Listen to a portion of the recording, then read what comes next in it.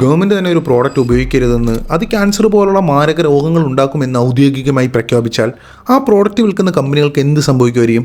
സ്വാഭാവികമായിട്ട് ആ ബിസിനസ് തന്നെ ഇല്ലാണ്ടായി പോവല്ലേ. എന്നാൽ ഇങ്ങനൊരു മുന്നറിയിപ്പ് കാരണം ലോകത്തിൽ 1-ാം നമ്പർ ബ്രാൻഡായിട്ട് മാറിയ ഒരു ബിസിനസ് ഉണ്ട്, മാൽബ്രോ. 1964 അമേരിക്കൻ ഗവൺമെൻറ് സിഗരറ്റ് ക്യാൻസർ ഉണ്ടാക്കുമെന്ന് പറഞ്ഞപ്പോൾ വെറും 1% മാത്രം മാർക്കറ്റ് ഷെയർ ഉണ്ടായിരുന്ന മാൽബ്രോ എന്ന ചെറിയ ബ്രാൻഡ് ഒരൊറ്റ വർഷം കൊണ്ട് ലോകത്തിലെ 4ാമത്തെ വലിയ സിഗരറ്റ് കമ്പനിയായിട്ട് മാറി. പിന്നീട് TV-യിൽ സിഗരറ്റ് പരസ്യങ്ങൾ പൂർണ്ണമായിട്ട് നിരോധിച്ചപ്പോൾ അവരുടെ വളർച്ച അതിലും വേഗത്തിലായി. എങ്ങനെയാണ് തങ്ങളുടെ ബിസിനസ്സിനെ തകർത്തുകൊണ്ടിരുന്ന ഒരു നിയമവും ഒരു റിപ്പോർട്ടും മാൽബ്രോയ്ക്ക് ലോകം കീഴടക്കാനുള്ള ഒരു സ്റ്റെപ്പിംഗ് സ്റ്റോണായി മാറിയതെന്ന് നിങ്ങൾക്കറിയാമോ? മാൽബ്രോയുടെ ആ ഒരു സ്ട്രാറ്റജി എന്താണെന്ന് മനസ്സിലാക്കുന്നതിന് മുമ്പ് നമുക്ക് വളരെ പരിചിതമായിട്ടുള്ള ഒരു ഉദാഹരണം നോക്കാം. നിങ്ങളൊരു 90s കിഡ് ആണെങ്കിൽ, സച്ചിൻ ടെണ്ടുൽക്കറിന്റെ കളി കണ്ട് വളർന്ന ഒരാളാണെങ്കിൽ നിങ്ങളുടെ ജീവിതത്തിൽ എപ്പോഴെങ്കിലും ഒരു MRF ബാറ്റ് വാങ്ങിയിട്ടുണ്ടാകും, അല്ലെങ്കിൽ വാങ്ങാൻ നിങ്ങൾ ആഗ്രഹിച്ചിട്ടുണ്ടാവും. നിങ്ങളൊന്ന് ആലോചിച്ച് നോക്കുക. അന്ന് കടയിൽ പോകുമ്പോൾ ബാറ്റിൻ്റെ ക്വാളിറ്റി നോക്കിയിട്ടായിരിക്കില്ല നിങ്ങളത് വാങ്ങിയത്. നമുക്കൊരൊറ്റ കാര്യമേ അറിയുണ്ടായിരുന്നുള്ളൂ, സച്ചിൻ ഉപയോഗിക്കുന്ന ബാറ്റിൽ MRF എന്ന സ്റ്റിക്കറുണ്ട്, അതുകൊണ്ട് നമുക്കും അത് വേണം. വർഷങ്ങൾക്ക് ശേഷമാണ് നമ്മളിൽ പലരും തിരിച്ചറിയുന്നത് MRF എന്നാൽ മദ്രാസ് റബ്ബർ ഫാക്ടറി ആണെന്നും അതൊരു ടയർ ഉണ്ടാക്കുന്ന കമ്പനിയാണെന്നും. അപ്പോൾ ശരിക്കും നമ്മളെല്ലാം മണ്ടന്മാരാവുകയാണോ? ഒരു ടയർ കമ്പനിയുടെ സ്റ്റിക്കർ ഒട്ടിച്ച ബാറ്റ് ലക്ഷക്കണക്കിന് കുട്ടികൾ വാങ്ങിക്കൂട്ടിയത് ഒരു കോയിൻസിഡൻസ് മാത്രമാണോ? അല്ല, അവിടെയാണ് ലൈഫ് സ്റ്റൈൽ മാർക്കറ്റിംഗ് എന്നൊരു ആശയത്തിൻ്റെ വിജയം വരുന്നത്. നമ്മൾ ആരാധിക്കുന്ന ഒരാളെ പോലെ ആകാൻ നമ്മളും ആഗ്രഹിക്കും. നമ്മൾ MRF ബാറ്റ് വാങ്ങുമ്പോൾ യഥാർത്ഥത്തിൽ ആ ബാറ്റല്ല നമ്മൾ സ്വന്തമാക്കുന്നത്, മറിച്ച് സച്ചിൻ ടെണ്ടുൽക്കർ എന്ന നമ്മുടെ ഐഡലുമായിട്ട് അതിനുള്ള ഒരു കണക്ഷനാണ്.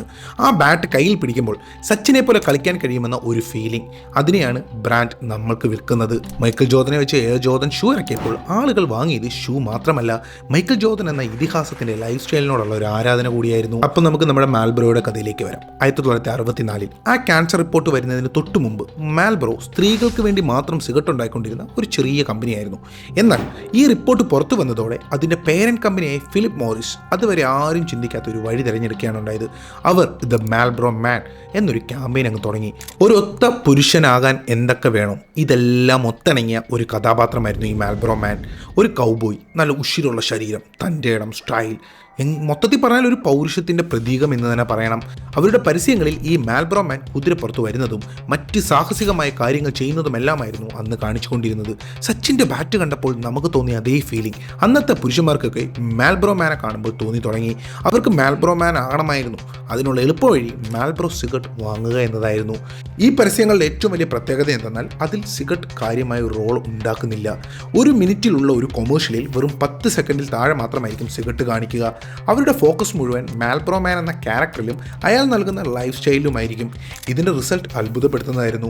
ഒരൊറ്റ വർഷം കൊണ്ട് 1% നിന്നും അവർ ലോകത്തിലെ 4ാമത്തെ വലിയ സിഗരറ്റ് ബ്രാൻഡായിട്ട് മാറി. ഏറ്റവും രസകരമായ കാര്യം നടന്നത് 1970കളിലാണ്. അമേരിക്കൻ ഗവൺമെൻറ് TV-യിൽ സിഗരറ്റ് പരസ്യങ്ങൾ പൂർണ്ണമായിട്ട് നിരോധിക്കുന്നു.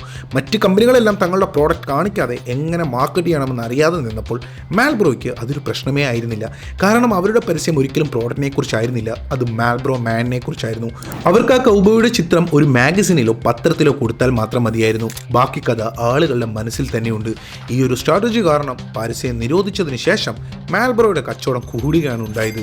അവരങ്ങനെ ലോകത്തിലെ തന്നെ ഏറ്റവും വലിയൊരു സിഗരറ്റ് കമ്പനിയായിട്ട് മാറി.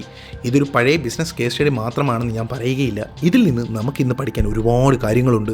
മാൽബ്രോ മാനിനെ പോലെ തന്നെ ഇന്നും പല ബ്രാൻഡുകളും നമ്മൾക്ക് വിൽക്കുന്നത് അവരുടെ പ്രോഡക്റ്റുകളല്ല, മറിച്ച് ലൈഫ് സ്റ്റൈലുകളാണ്.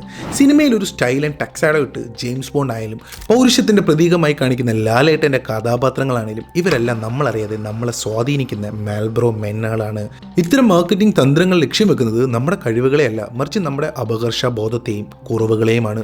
നിങ്ങൾ ഇത് വാങ്ങിയാൽ നിങ്ങൾ കൂടുതൽ മെച്ചപ്പെട്ട, കൂടുതൽ അംഗീകാരമുള്ള ഒരാളായിട്ട് മാറുമെന്ന് ഒരു തോന്നൽ അവർ നമ്മളിൽ ഉണ്ടാക്കുന്നു. കാരണം നിങ്ങൾ നിങ്ങളുടെ കുറവുകളെ സ്നേഹിക്കുന്നില്ലെങ്കിൽ, അത് നിങ്ങൾ മനസ്സിലാക്കുന്നില്ലെങ്കിൽ, ഇത് മുതലെടുത്ത് പണം ഉണ്ടാക്കാൻ ഏതെങ്കിലുമൊക്കെ ഒരു $1 ബില്യൺ ബ്രാൻഡ്സ് എപ്പോഴും കാത്തിരിക്കുന്നുണ്ടാവും. നിങ്ങൾ ഇതിനെപ്പറ്റി ഒന്ന് ചിന്തിക്കുക. ഈ വീഡിയോ നിങ്ങൾക്ക് ഉപകാരപ്പെടുന്നുണ്ടെന്ന് തോന്നിയാൽ നിങ്ങളിത് നിങ്ങളുടെ ഫ്രണ്ട്സൊക്കെ ആയിട്ട് ഷെയർ ചെയ്യുക. സോ ഇതുപോലുള്ള കൂടുതൽ ബിസിനസ് കേസ് സ്റ്റഡികൾക്കായിട്ട് നിങ്ങൾ സബ്സ്ക്രൈബ് ചെയ്യുക. Thank you.